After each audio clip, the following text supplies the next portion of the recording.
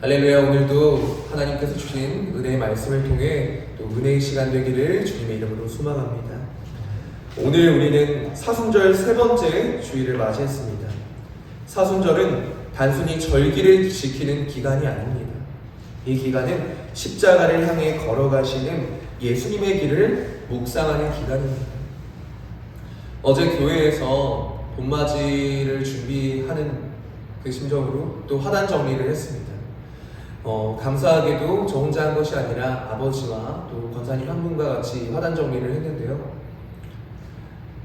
입구에 있는 가시나무를 치고 정리하는 과정에서 그 가시가 얼마나 날카로우고 억센지 제가 도저히 손으로 집을 수가 없는 겁니다. 장갑을 꼈음에도 불구하고 그 가시가 얼마나 따가웠는지. 그래서 그 청소 집게로 그 가시나무를 하나하나씩 이렇게 조심히 옮겼습니다. 그렇게 가시나무를 들고 옮기는데 문득 그런 생각이 든 겁니다. 이 자그마한 가시 하나도 이렇게 따가운데 예수님께서 쓰신 그 가시관은 얼마나 아프셨을까 라는 생각이 들었습니다. 우리가 사순절을 지나가고 있다고 얘기하고 또 묵상하고자 하지만 우리가 정말 예수님의 고통을 생각해 본 적이 있을까? 라는 그러한 생각이 든 겁니다. 예수님께서는 그 날카로운 가시로 만든 면류관을 머리에 쓰셨습니다. 사순절을 보내면서 우리가 십자가를 묵상한다고 말하지만 십자가를 그저 하나의 사건으로만 생각하고 있지 않았는가, 그런 생각을 하게 되더라고요. 정말 예수님께서 당하셨던 고통을 내 고통처럼 정말 느낀 적이 있을까? 생각해 본 적이 있을까? 라는 생각이 들었습니다. 마찬가지로 예수님도 육신의 몸을 입고 우리와 똑같은 고통을 당하셨습니다. 똑같은 고통을 느끼셨습니다. 예수님께서 맞으신 채찍은 단순한 고통이 아니라 그 채찍을 맞을 때마다 살점이 뜯어져 나가고 살이 찢어지는 만큼 잔혹한 고통이었습니다. 그리고 쓰신 가시관은 실제로 살을 찔렀다는 겁니다. 예수님은 이 땅에 오셔서 영광의 길이 아니라 고난의 길을 걸으셨습니다. 그리고 그 길의 끝에는 십자가가 있었다는 겁니다. 예수님께서는 왜 그 길을 가셔야 했을까요? 그 이유는 단 하나입니다. 바로 죽은 우리를 살리시기 위해서입니다. 오늘 본문 에베소서 2장은 인간의 상태와 하나님의 은혜를 아주 분명하게 보여주는 말씀입니다. 이 말씀은 크게 세 가지를 말합니다. 첫째는 우리는 죄로 인해 이미 죽은 사람이었다라는 겁니다. 둘째는 하나님께서 우리를 그리스도 안에서 다시 살리셨다는 것입니다. 셋째는 그 구원은 행위가 아니라 오직 은혜와 믿음으로 얻는다라는 것입니다. 그리고 그 결론은 분명합니다. 그러므로 우리는 자랑할 수 없다는 겁니다. 오직 감사하고 겸손하게 하나님을 섬겨야 한다는 겁니다. 그래서 오늘 말씀을 통해 함께 이 은혜의 말씀을 함께 나눠보자 합니다. 본문 1절 말씀 함께 읽도록 하겠습니다. 시작. 그는 허물과 죄로 죽었던 너희를 살리셨도다. 아멘. 여기서 사도 바울은 아주 충격적인 표현을 말씀합니다. 죽었던 너희를. 우리는 남들과 비교할 때 자신을 이렇게 표현하곤 합니다. 나 정도면 괜찮은 사람이지. 그래도 나는 남들에 비해서 죄를 덜 짓고 살았어. 하지만 성경은 인간의 상태를 이렇게 얘기합니다. 죽었다. 이것은 육체적인 죽음을 말하는 것이 아닙니다. 영적인 죽음입니다. 로마서 6장 23절의 말씀에 죄의 삭은 사망입니다. 죄의 궁극적인 형태는 사망입니다. 죄로 인해서 하나님과 단절된 상태, 하나님과 관계가 끊어진 상태, 바로 그것이 성경이 말하는 죽음인 것입니다. 2절에는 그것을 조금 더 구체화해서 말씀합니다. 함께 읽겠습니다. 그때 너희는 그 가운데서 행하여 이 세상 풍조를 따르고 공중의 권세 잡은 자를 따랐으니 곧 지금 불순종의 아들들 가운데서 역사하는 형이라. 그때 예수님을 알기 전에는 늘 말하는 겁니다. 여기서 세 가지 특징이 나타납니다. 첫째는 세상의 풍조를 따르게 됩니다. 많은 사람들이 세상 문화와 사상을 따르며 살아갑니다. 그것이 세상의 흐름을 따라 사는 것처럼 보이지만 성경은 그 뒤에 영적인 영향을 받고 있다고 말씀하는 겁니다. 둘째는 사탄의 영향 아래 살아가게 됩니다. 성경은 사탄을 공중의 권세 잡은 자라고 말씀합니다. 이것은 단순히 눈에 보이는 존재가 아니라 세상의 생각과 가치관 속에서 사람들을 하나님에게서 멀어지게 만드는 것입니다. 하나님께서 멀어지게 만드는 그 영적인 세력을 말하는 겁니다. 그래서 사람들이 하나님 없이도 잘 살 수 있다고 생각하게 만들고 죄를 죄로 여기지 않게 만들고 하나님보다 세상을 더 사랑하도록 만드는 것입니다. 겉으로는 자유롭게 살아가는 것처럼 보이지만 사실 보이지 않는 그 공중의 권세 잡은 자, 그 영향력을 받으면서 살아가고 있는 겁니다. 셋째는 자기 욕망을 따라 살아갑니다. 3절 말씀 함께 읽겠습니다. 전에는 우리도 다 그 가운데서 우리 육체의 욕심을 따라 지내며 육체와 마음에 원하는 것을 하여 다른 이들과 같이 본질상 진노의 자녀이었더니. 여기서 말하는 육체의 욕심은 단순히 육체적인 욕망만을 말하는 것이 아닙니다. 하나님 없이 자기 마음대로 원하는 대로 살아가는 삶을 말하는 겁니다. 하나님이 원하시는 것이 아니라 내가 원하는 것, 하나님의 생각과 뜻이 아니라 내 생각과 내 욕망을 따라 살아가는 것을 말하는 겁니다. 많은 사람들이 이렇게 말합니다. 한 번 사는 인생 내 마음대로 살아야지. 내가 하고 싶은 대로 살아가야 하는 거 아닌가? 내 인생은 내가 주인공이니까 내가 결정해야지. 하지만 성경은 말씀합니다. 그렇게 살아가는 삶의 끝은 결국 하나님과 멀어지는 삶이라는 것입니다. 그렇다면 우리는 어떻게 해야 할까요? 말씀 한 구절 찾아보겠습니다. 갈라디아서 5장 16절 17절 말씀입니다. 갈라디아서 5장 16절 17절 말씀 함께 읽도록 하겠습니다. 갈라디아서 5장 16절 17절 말씀입니다.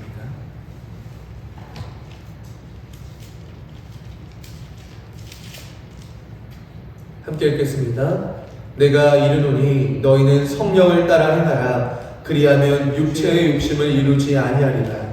육체의 소욕은 성령을 거스르고 성령은 육체를 거스르나니 이 둘이 서로 대적함으로 너희가 원하는 것을 하지 못하게 하려 함이니라. 아멘. 성경은 우리 안에 두 가지 방향이 있다고 말씀합니다. 하나는 육체의 소욕이고 하나는 성령의 소욕입니다. 육체의 소욕을 따라가는 삶은 결국 우리가 하나님과 멀어지는 삶이지만 성령을 따라 살아가는 삶은 하나님을 기쁘시게 하는 삶이라는 겁니다. 본문으로 돌아가서 3절 말씀에 중요한 단어가 있습니다. 우리도 다. 사도 바울은 자신도 포함시키고 있다는 겁니다.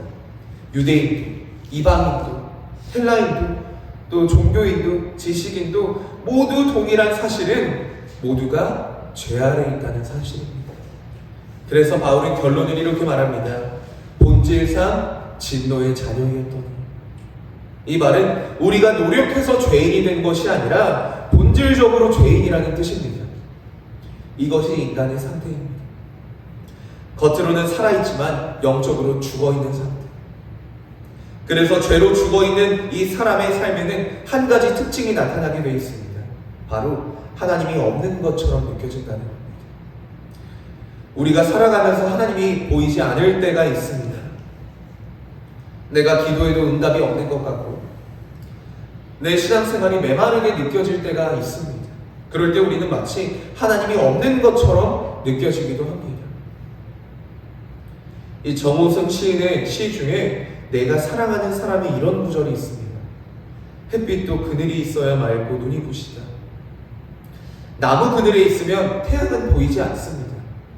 그늘이 깊어지면 깊어질수록 태양은 더 보이지 않습니다. 하지만 중요한 것은 태양은 없는 것이 아니라 보이지 않는 것입니다.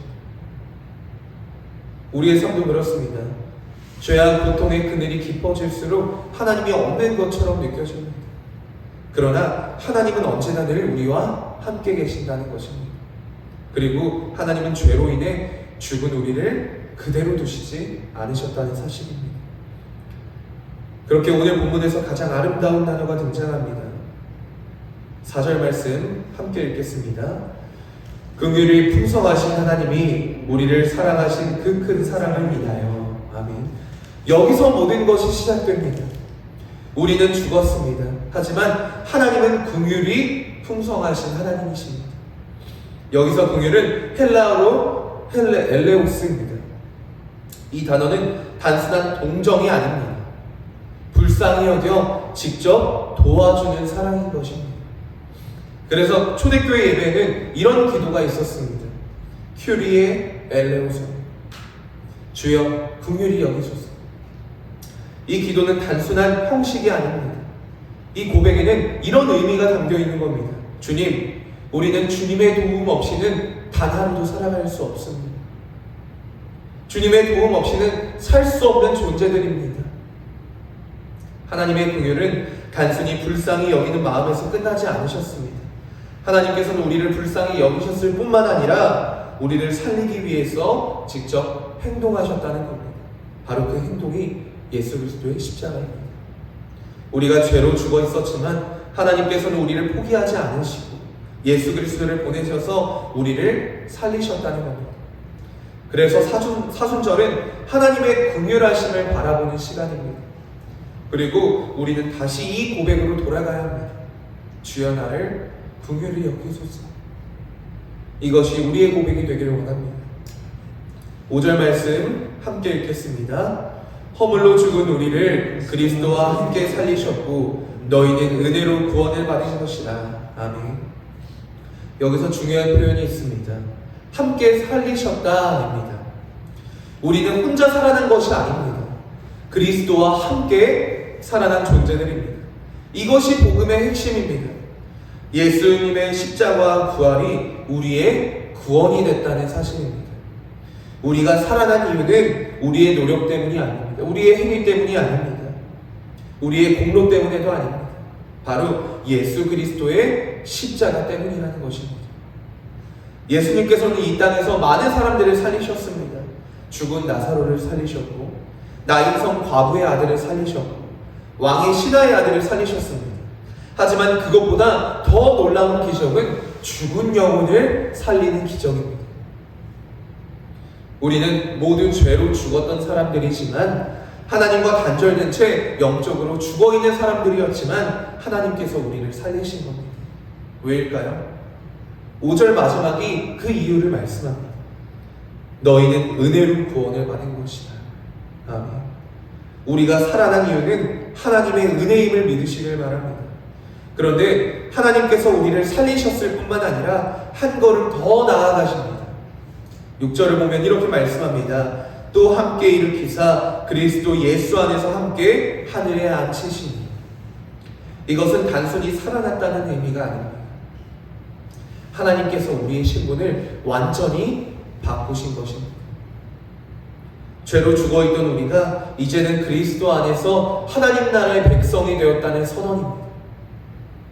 정말 감사하지 않습니까? 이것이 하나님의 은혜인 것입니다. 8절 말씀 함께 읽겠습니다. 너희는 그 은혜에 의하여 믿음으로 말미암아 구원을 받았으니 이것은 너희에게서 난 것이 아니요 하나님의 선물이라. 아멘. 이 말씀은 종교개혁의 핵심 구절입니다.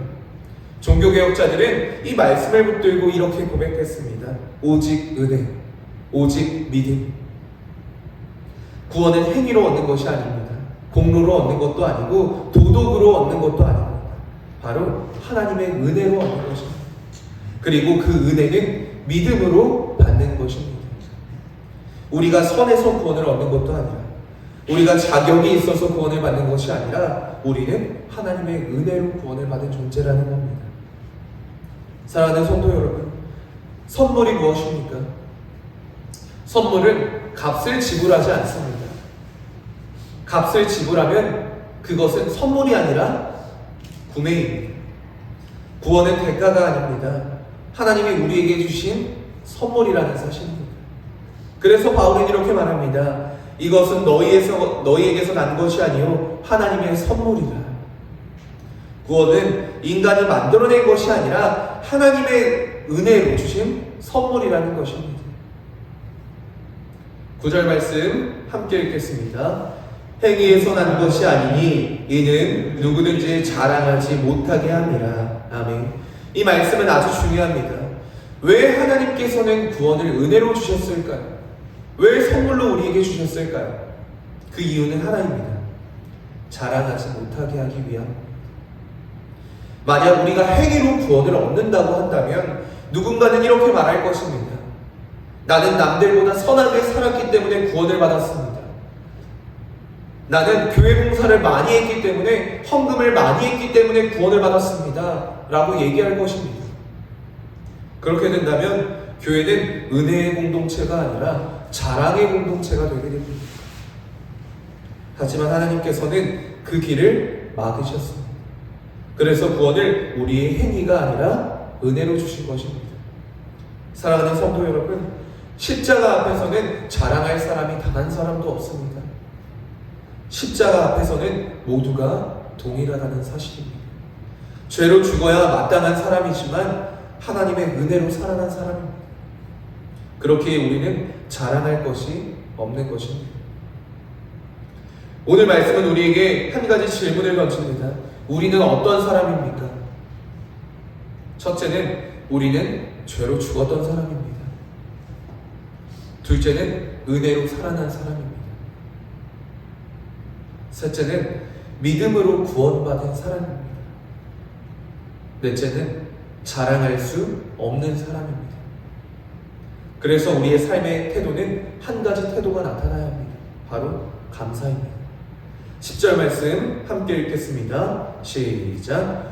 우리는 그가 만드신 바라 그리스도 예수 안에서 선한 일을 위하여 지으심을 받은 자니 이 일은 하나님이 전에 예비하사 우리로 그 가운데서 행하게 하려 하시니라. 아멘. 여기서 바울은 우리를 그가 만드신 바라 라고 말합니다. 이 말은 우리는 하나님의 작품이라는 뜻입니다. 하나님께서 우리를 새롭게 빚으셨다는 뜻입니다. 그래서 구원은 선한 일을 해서 우리가 얻는 것이 아니라 선한 일을 하도록 주어진 것입니다.